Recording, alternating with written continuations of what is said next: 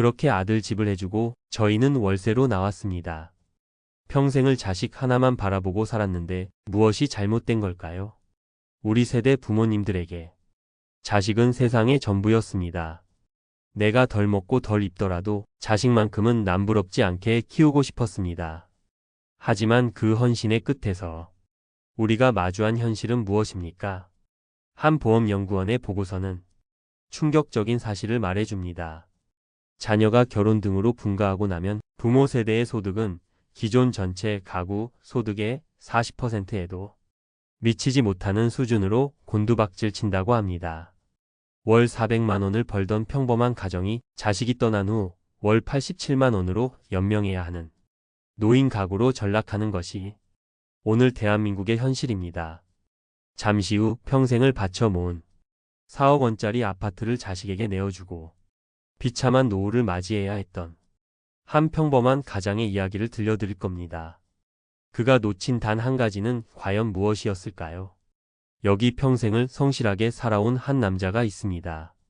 중견기업 이사로 명예롭게 퇴직한 60대 가장 나상실 씨. 그의 손에는 시세 4억 원짜리 아파트, 등기권리증과 현금 3억 5천만 원이 들려 있었습니다. 여기에 매달 100만 원씩 꼬박꼬박 들어오는 국민연금까지. 그는 든든했습니다. 자식들도 다 장성했으니 이만하면 충분한 노후라고 굳게 믿었습니다. 하지만 아들의 결혼 소식이 들려왔습니다. 서울에 전세 하나 얻으려면 억 단위 돈이 필요하다는 아들의 말에 나상실 씨는 한치의 망설임도 없이 통장에서 2억 원을 내주었습니다. 곧이어 딸의 혼수 비용으로 1억 원이 나갔습니다.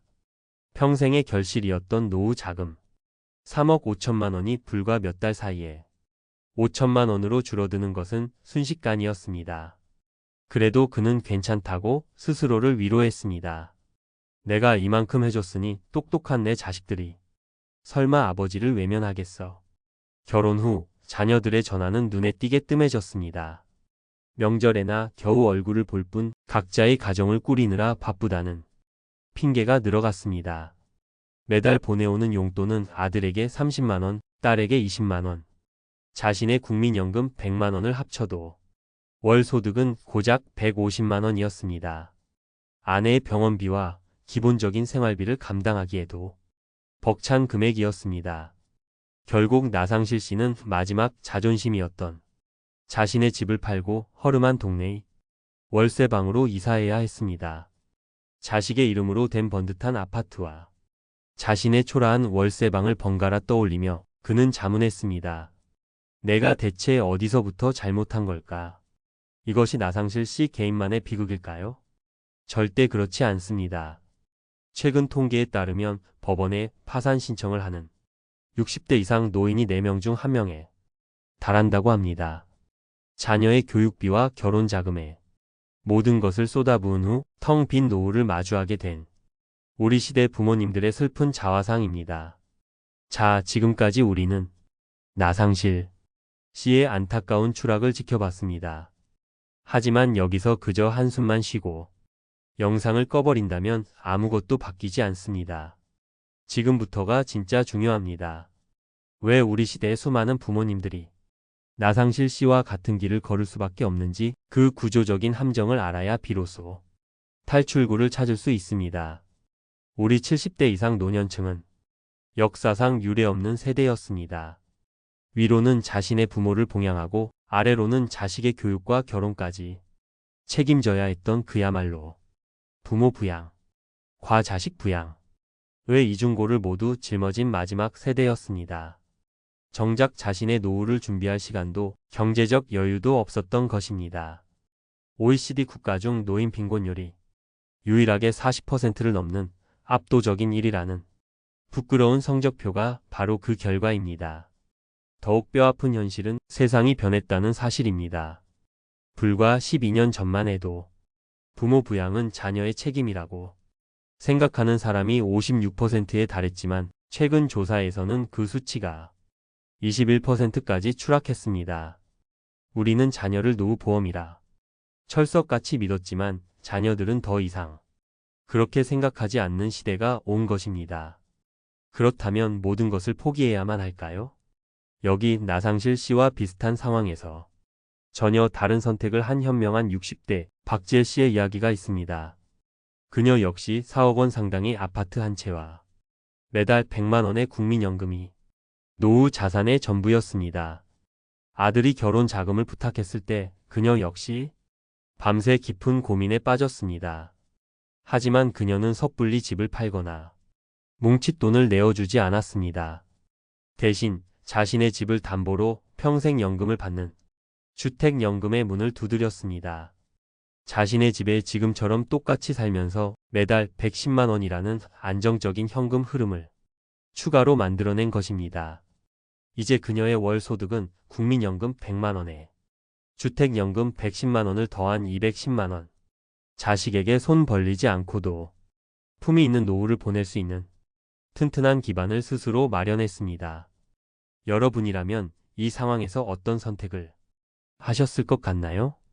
자녀에게 목돈을 쥐어주는 길과 나의 노후를 먼저 단단히 지키는 길. 정답은 없겠지만 우리는 그 선택의 결과에 대해 깊이 생각해 봐야 합니다. 박지혜 씨는 아들에게 이렇게 말했습니다. 아들아, 엄마가 큰 돈은 못 보태준다. 대신 엄마가 매달 받는 연금에서 50만 원씩 꾸준히 도와줄게. 그리고 약속하마. 엄마가 무너지지 않고 너희 곁에 건강하게 오래 있어주는 게 진짜 도와주는 거란다. 그녀의 선택은 세 가지를 지켜냈습니다. 첫째, 누구에게도 아쉬운 소리 하지 않을 자신의 안정적인 노후. 둘째, 자녀에게 부모를 부양해야 한다는 무거운 짐을 지우지 않을 권리. 그리고 셋째, 돈 문제로 껄끄러워지지 않을 건강하고 평등한 부모와 자식 간의 관계였습니다.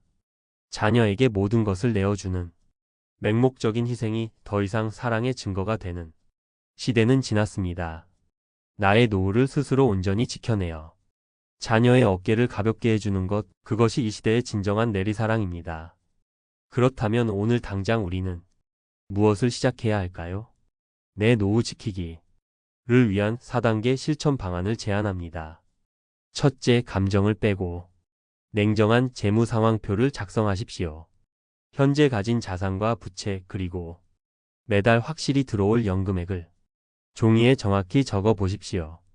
막연한 기대가 아닌 숫자에 기반한 현실적인 계획만이 당신을 지켜줄 수 있습니다. 이것이 당신 노후의 지도입니다. 둘째, 주는 것의 한도를 명확히 정하십시오. 자녀에 대한 지원은 당신의 노후를 무너뜨리지 않는 여유 자금 내에서만 이루어져야 합니다. 당신의 생존 자금을 위협하는 지원은 사랑이 아니라 모두를 불행하게 만드는 독이 될 뿐입니다.